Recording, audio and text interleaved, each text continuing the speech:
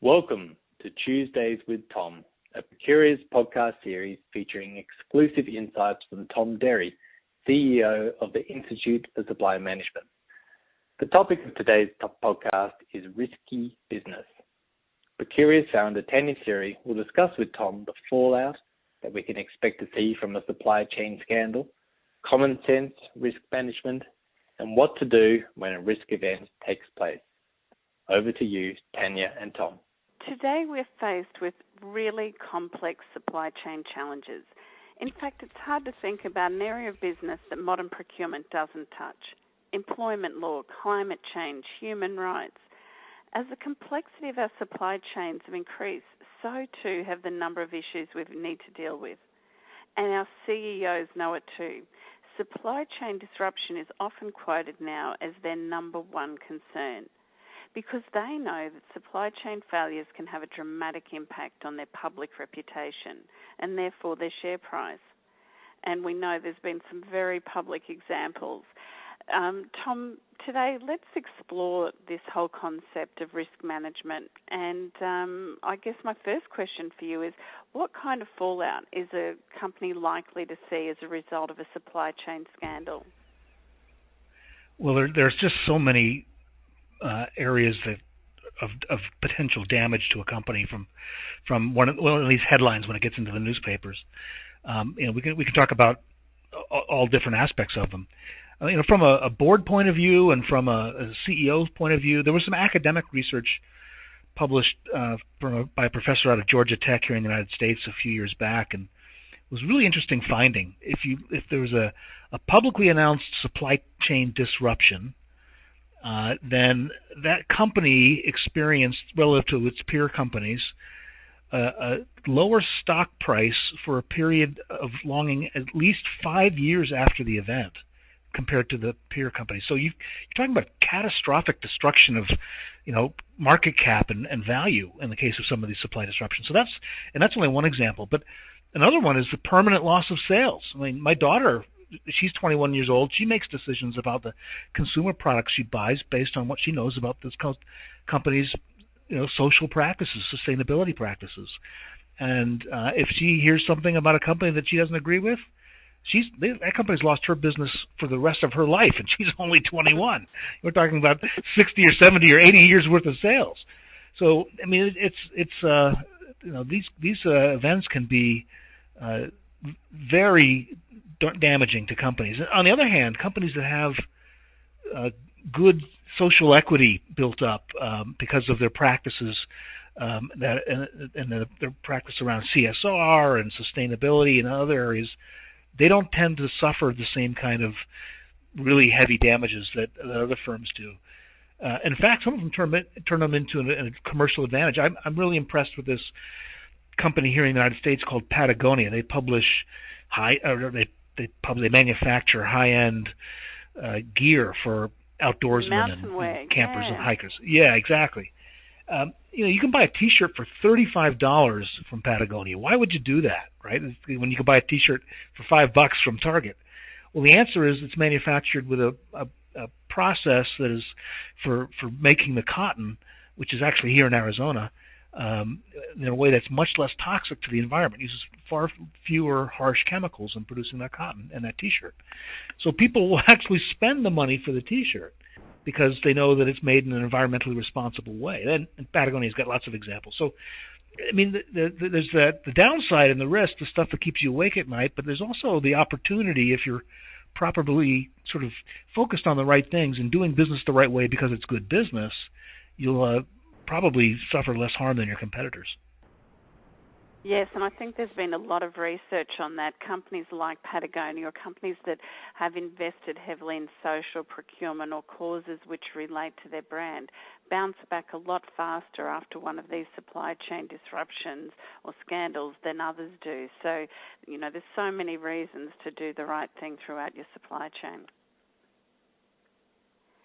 And I guess on that point, we have all made a lot of strides in the last couple of years with trying to get transparency through our supply chain and these contingencies in place. But there's still a surprising lack of knowledge about who's in our supply chain. A lot of organisations don't look past their main supplier and don't investigate sort of what lurks beneath them. And as one of my colleagues said, we really need to pull back the supply chain curtain and understand the risks that lie behind there. Tom, what do you think are sort of 3 steps that a supply chain manager could take to ensure that their house is in order with regards to risk management? Yeah, this does not require hiring an expensive consultant to run 10,000 Monte Carlo simulations to give you, probability assessments and all of that stuff. And by the way, they're all going to sell you a 2x2 matrix anyway, right? So there are obvious places to look, I think. I mean, yeah, you're right about that point that many companies don't look beyond the first tier of suppliers, and you have to get below that. And many industries are vulnerable to what's called a nexus supplier. That could be 3 or 4 levels down in a supply chain, but it turns out that maybe every player in the industry actually relies on that one supplier for a component or a part or an ingredient. And you have to identify those because the entire industry is actually vulnerable if one of those nexus suppliers experiences an issue. But there are some obvious places to look. You should know every sole source or single source supplier in your supply base, and you should have plans in place immediately for dealing with an issue that could crop up with one of those sources.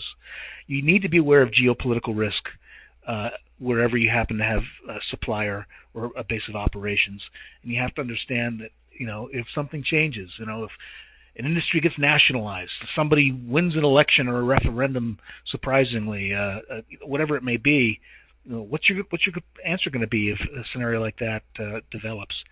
And I think it's also really important for people to look at their companies, and we're not really accustomed to doing this in procurement, but we should. Look at the other side of our company, not just the cost structure of our business, but where does the revenue get driven? What are the major products or services that we're selling? And what in my supply base could put that at risk? And then, do a bill of materials analysis if you need to see where some of the risk is in the components that make up that product or whatever you're selling. But we don't tend to look sometimes at the revenue side of the equation in procurement. We should understand what activities we're performing support how my business makes its money and look there for risks that could really disrupt the business. Very practical advice. And I guess I also say to people, social media is your friend in this scenario because a lot of people think actually social media is a risk, but it's a fantastic listening post. And, the way you can get market intelligence by following what your industry is doing, what your competitors are doing, you can actually see when, unfortunately, they're hit by one of these supply chain challenges. And that will now allow you to actually do your own scenarios. What if this happened to us? How would we manage our supply chain? And most importantly, how will we manage the media and the communications associated with that?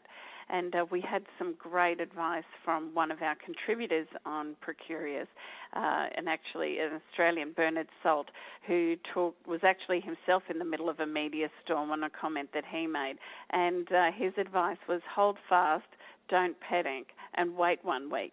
And I think a lot of these sort of media storms do blow over. But to your earlier point, if we come out strongly, we've done the right thing in the past, we can trade on that brand equity and that sort of social equity and really be honest with people. And I think the companies that have sort of come out and apologized quickly, were open with the facts, certainly respond and rebound a lot faster than those that don't. I guess the third point about social media and risk is that we can see the consumers are very quick to use social media to communicate concerns about products they buy and issues they have.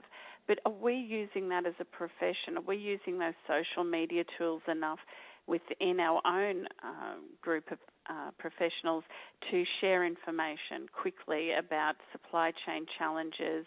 We see whole geographic regions washed out by flooding or some natural disaster.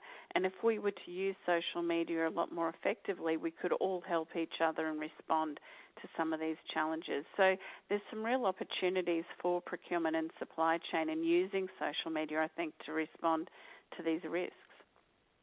I've seen some instances of that on Procurious, Tania, where people will reach out to one another with a sourcing challenge, right, and collecting the wisdom of the crowd, if you will, to help them be more effective at their jobs. I think it's an incredibly valuable tool. No, it definitely is, and I think that the more we use those sort of tools for community response, we'll build muscle, and the more we use that muscle, the stronger that we'll become. So, yeah, we're obviously really encouraging people to reach out to their peers to help solve problems.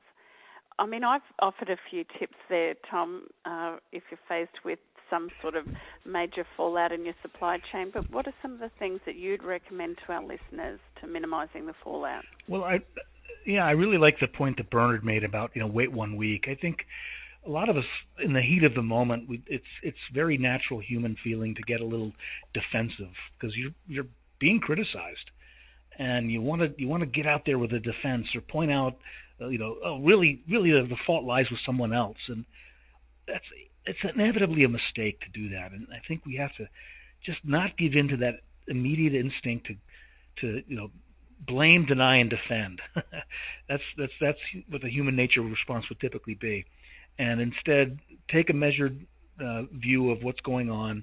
And really the most important thing I've seen, and this is true personally in my career as well, is accepting ownership and responsibility. Right? You just have to authentically say, you know what, this was a mistake, or this was an issue that we confronted. We're responsible for it, and this is how we're going to address it. People give you a lot of credit for being straightforward and open and transparent about it. If you try to dodge it, it's going to get worse before it gets better. That's a brilliant piece of leadership advice on all fronts, I would say, Tom. Thank you so much for your time today. Very interesting discussion, and I look forward to speaking to you next time. Thanks, Tania. Thank you for listening to our Tuesdays with Tom podcast, powered by Procurious and ISM. Stay tuned for more podcasts in this series, which will be made available for streaming in the learning area on procurious.com.